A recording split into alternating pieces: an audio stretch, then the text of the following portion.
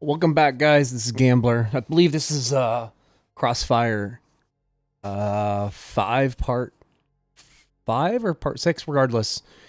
I just wanted to share this. It actually hasn't been too long since I recorded the last episode of this, but I wanted to share this.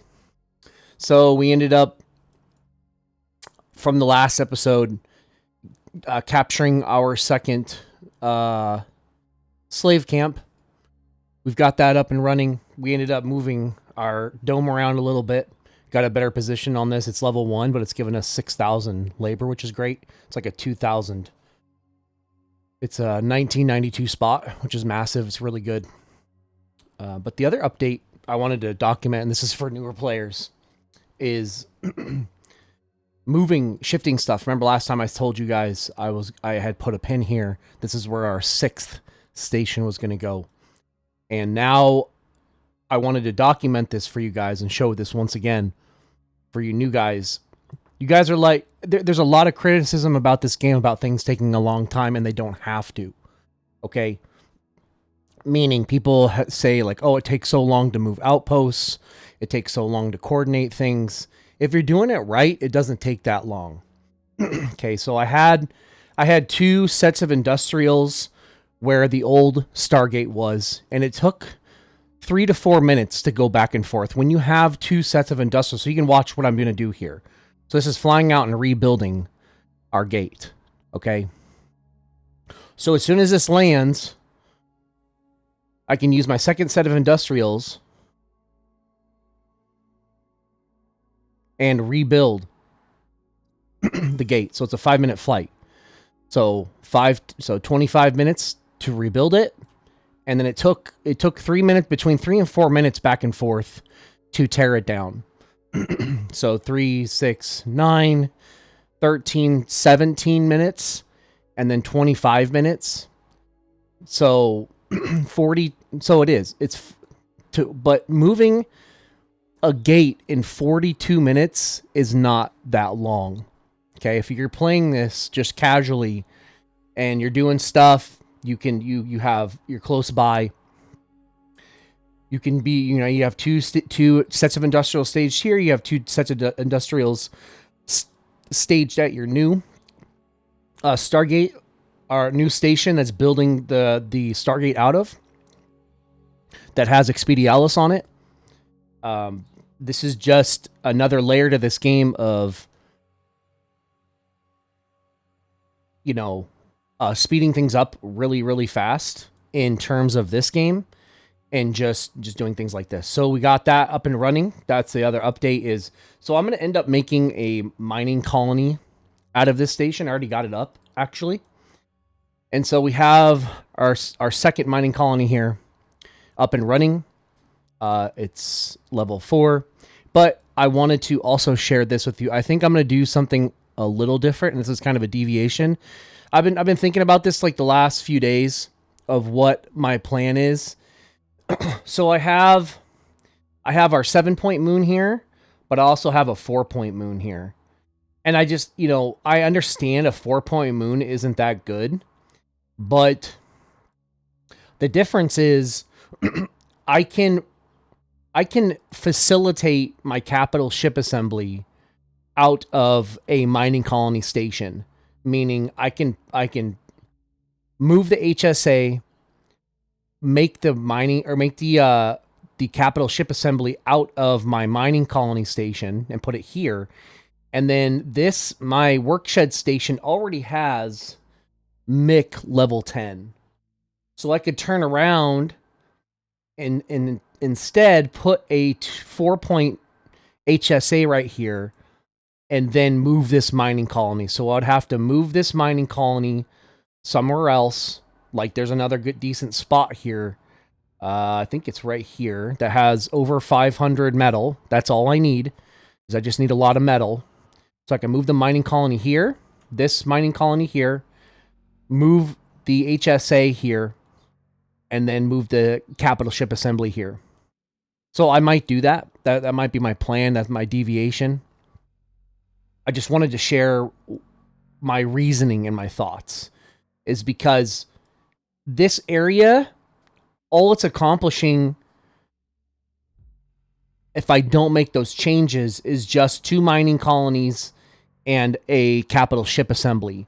But if I were to move the capital ship assembly onto my mining colony station, I can get another 4-point heavy ship assembly out of here. So that's my thought process on that. There's other things that I'm probably going to be doing out of this. Like, this station is most likely going to go. It's going to be more utility. So I ended up getting this new station. I'm gonna be pumping. I've got 3. Do I have 3 stations? I might have 4 stations right now pumping scouts. So I've got 3 stations. 2 of them. See, this one has pilots. This station has pilots and scouts. And then these 2 stations that I captured have this one is civic intelligence. It's doesn't have pilots, but this one I'm probably going to do the same thing. That's what I should focus on next, is getting pilots on this one. So you guys can kind of see, eventually I'm going to have 3 stations pump, or 4 stations, but 3 station pumping scouts with pilots. We will have 7-point capital ship assembly, 6-point HSA, 4-point HSA, and I think my next station will be somewhere in here, and we're going to get a 5-point HSA in here. We've got a nice 5-point that's close to our other stations. It's going to be in range of my Stargate. I might just put it like right here and just be able to continue pumping heavies. So that's my plan. And for the future, for you new guys, pre-planning this. So I know, eventually, like, we're going to get just a ton of labor out of these 2 stations, but we might need more.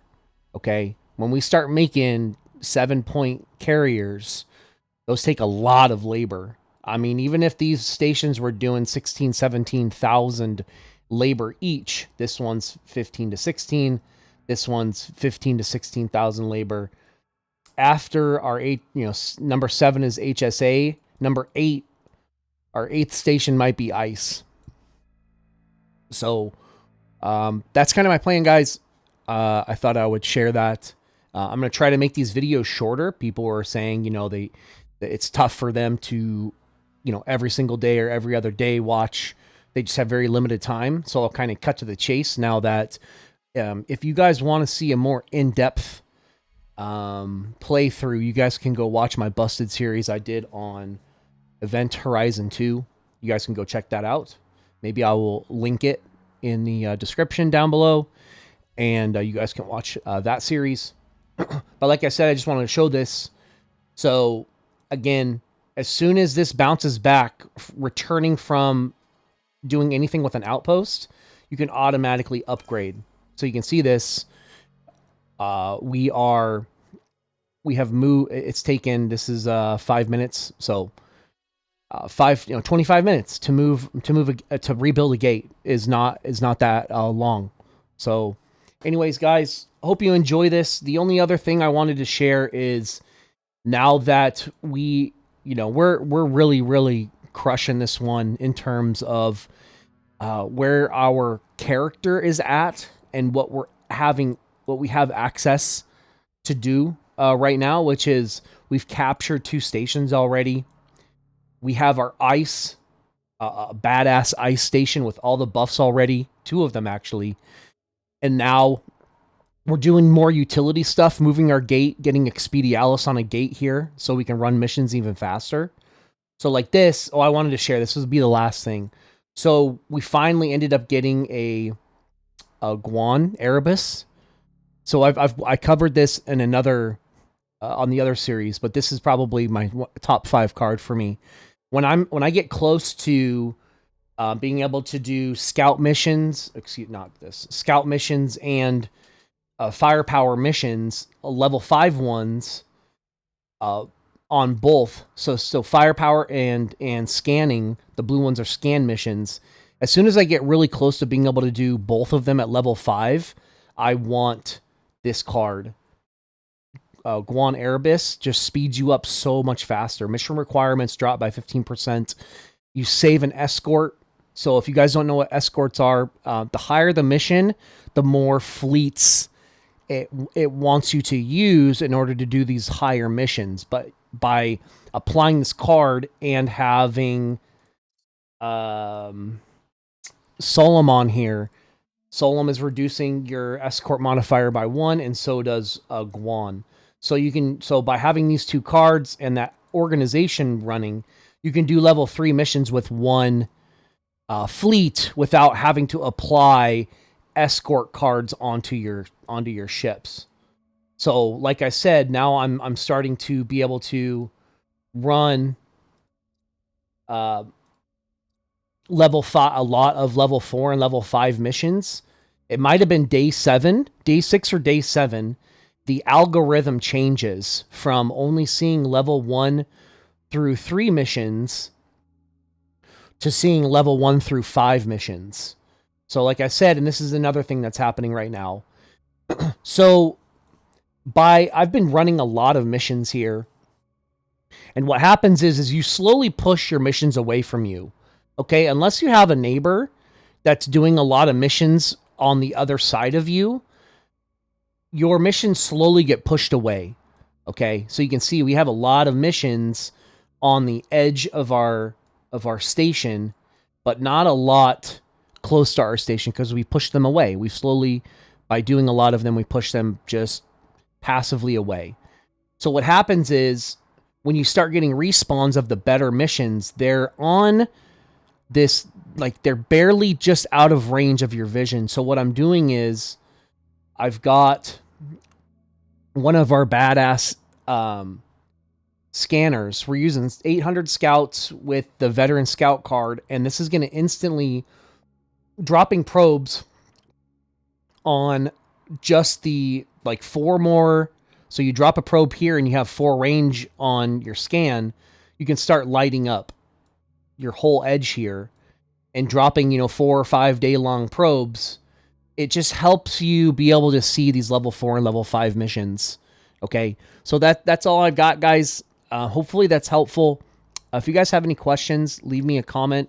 You newer guys, like I said, these episodes are going to be coming out way in the future, but once again, guys, appreciate it. I'll see you guys, talk to you guys soon. Peace.